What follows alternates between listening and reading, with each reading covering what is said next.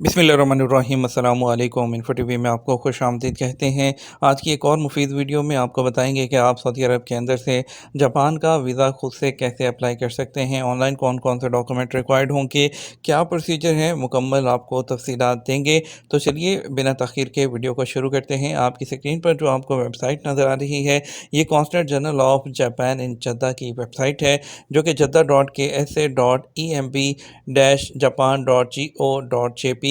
इसका लिंक मैं नीचे दे दूंगा, आपने इस पर क्लिक करना है तो आप सीधा इस पर आ जाएंगे। यहाँ पे तमाम रिक्वायरमेंट्स लिखी हैं जो कि मैं आपको अभी बताने वाला हूँ। प्रोसीजर भी बताऊंगा, कितनी फ़ीस है। सबसे पहले तो वीज़ा अप्लाई करने के लिए जो क्राइटेरिया है, आपके पास वैलिड पासपोर्ट होना चाहिए आपके जो कंट्री का, और आपके तमाम डॉक्यूमेंट ऑथेंटिक होने चाहिए, ठीक है। और उसके बाद आपको जो जापान के जो लॉ एंड रेगुलेशंस हैं वो हैं, तो ये इतना इंपॉर्टेंट नहीं होता। आपको जो है सबसे पहले तो बता दूँ, आपने जितने भी डॉक्यूमेंट्स हैं वो आपने पहले उनको भेजने हैं वीज़ा अप्लाई करने से पहले उनकी ईमेल एड्रेस पर, और ताकि वो आपको बताएंगे कि तमाम डॉक्यूमेंट्स हो गए हैं, तो फिर आपको अपॉइंटमेंट लेना होगी। वो जाकर आपको तमाम डॉक्यूमेंट्स जो होंगे ओरिजिनल फिर आपको जमा करवाने होंगे। तो चलिए बढ़ते हैं आगे। वीज़ा एप्लीकेशन का प्रोसीजर, सबसे पहले तो आपने वीज़ा एप्लीकेशन फॉर्म फिल करना होता है। वेबसाइट पर यहाँ पर ये लिखा हुआ है कि अवेलेबल हेयर, तो यहाँ पर आपने क्लिक करना है तो आप वीज़ा फॉर्म पे चले जाएंगे। कैसे फिल करना है उसका साथ में उन्होंने सैंपल भी अटैच किया। देखिए मैं इसको सैंपल पे क्लिक करूँगा तो ये देखिए ये खुल जाएगा। उन्होंने जो साथ अटैच किया है कि किस किस तरह से करना है, हर चीज़ उन्होंने सर्कल करके बताई है कि आपने किस डब्बे को यहाँ तस्वीर लगानी है, यहाँ मेल या फीमेल है या सिंगल मैरिड डिवोर्स है, कैसे सिलेक्ट करना है। ये तमाम चीज़ें उन्होंने सर्कल और एरो के साथ यहाँ पर समझाई हैं। इस सैंपल को देख लीजिएगा वीज़ा फिल करते हुए फॉर्म, और आपने इसको भी फिल करना है, ठीक है। तमाम डॉक्यूमेंट को आपने PDF फॉर्मेट में स्कैन कर लेना है, और तमाम जो डॉक्यूमेंट्स हैं उसका साइज़ 10 MB से ज़्यादा नहीं होना चाहिए, ठीक है।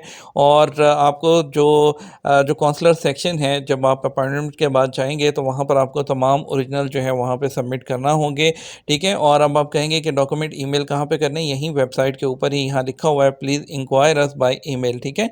आप जो एलिजिबल हैं या नहीं, आपका डॉक्यूमेंट ठीक है या नहीं, आपने कौंसलेट को यहाँ पर ईमेल कर देनी है, वो आपको बाय ईमेल ही आपको रिप्लाई कर देंगे। अब आपको कौन कौन से जो है इसके लिए जो है वो डॉक्यूमेंट रिक्वायर्ड होंगे और कितना वक्त लगेगा, टाइम हर केस टू केस डिपेंड करता है। और अगर तो कोई जो है फीमेल हैं अप्लाई कर रही हैं, तो उनकी जो पिक्चर है वो, उनका जो माथा है, जो फोरहेड होता है, वो कवर नहीं होना चाहिए, वो ओपन होना चाहिए तस्वीर के अंदर। और उसके बाद आपको introduction letter from work place and should mention the salary of the, आपका सैलरी लेटर चाहिए, ठीक है। और आपको जो मज़ीद डॉक्यूमेंट भी जो हो सकते हैं कि अगर उनको कोई रिक्वायरमेंट हो तो वो आपसे मांग सकते हैं। आपके पासपोर्ट के एटलीस्ट 2 पेजेस जो हैं वो एम्प्टी होने चाहिए, और अगर तो 2 पेजेस से कम एम्प्टी हैं, खाली हैं जो पेज के, तो पासपोर्ट रिन्यू आपको करवाना होगा। आपकी जो पिक्चर है पासपोर्ट साइज़ की, वो आपकी फुल फेस के साथ होनी चाहिए, जिस पे आपने कोई चीज़ कवर वगैरह नहीं करनी, आईब्रो वगैरह, फेस, माथा, और सर पे कोई कैप वगैरह नहीं होनी चाहिए, या गोतरा शमाक वगैरह, ये सर पे यानी कि कोई भी चीज़ नहीं होनी चाहिए, ठीक है। और पिक्चर आपकी 6 मंथ के अंदर अंदर ली हो, और कलर्ड और वाइट बैकग्राउंड के साथ होनी चाहिए, ठीक है। ग्लू के साथ आपने जो फॉर्म है उसके ऊपर पिक्चर लगानी है, जो फॉर्म मैंने पहले आपको दिखाया है, ठीक है। और आपको जब आपने सफ़र करना है उससे एटलीस्ट आपने वीज़ा के लिए 2 हफ्ते पहले आपने अप्लाई करना है। और उसके बाद आपने जो submitted document can not be return whether the application is granted और नॉट। एक दफ़ा जो डॉक्यूमेंट आप जमा करा देंगे वो आपको वापस नहीं मिलेंगे। उसके अलावा उनका कहना है कि we can not accept your request such a making copy of your passport in our office, therefore kindly prepare all visa form before submitting. आपको तमाम डॉक्यूमेंट वगैरह जो है वहाँ पे कॉपी वगैरह कुछ नहीं होगी, आपको अपने तमाम डॉक्यूमेंट्स जो हैं वो खुद से रेडी करके लेकर आने हैं। वीज़ा वैलिडिटी क्या होती है, सिंगल एंट्री वीज़ा जो होता है वो वैलिड होता है 3 मंथ्स के लिए, और डबल एंट्री वीज़ा 6 मंथ्स के लिए होता है। जो मल्टीपल एंट्री वीज़ा है वो 12 महीने का होता है या 3 साल का मिलता है डेट ऑफ इशू से।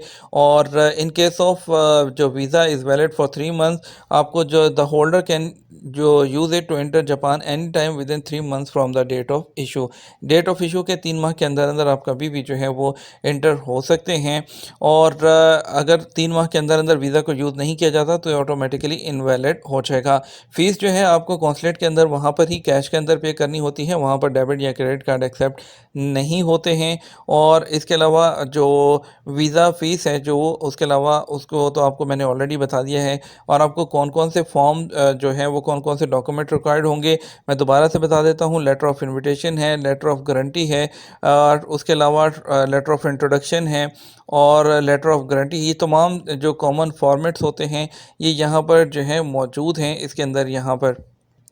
वीज़ा फ़ीस की बात करते हैं तो वीज़ा फ़ीस जो है वो सिंगल एंट्री की 105, मल्टीपल एंट्री की 205 है और ट्रांज़िट जो वीज़ा है उसकी 25 सऊदी रियाल इसकी फ़ीस होती है।